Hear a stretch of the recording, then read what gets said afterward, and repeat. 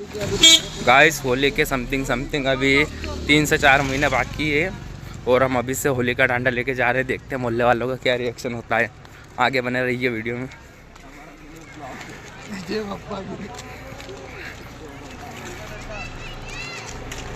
सब देख रहे हैं हमारी तरफ।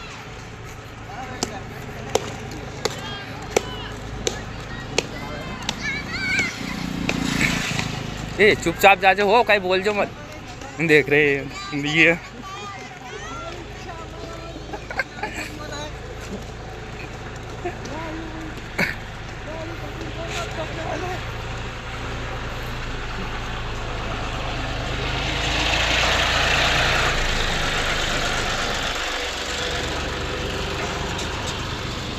2 लेडीज़ और एक जिन से बैठा है रोड पे मंदिर के पास में और यहीं पे लगा हमारा डांडा।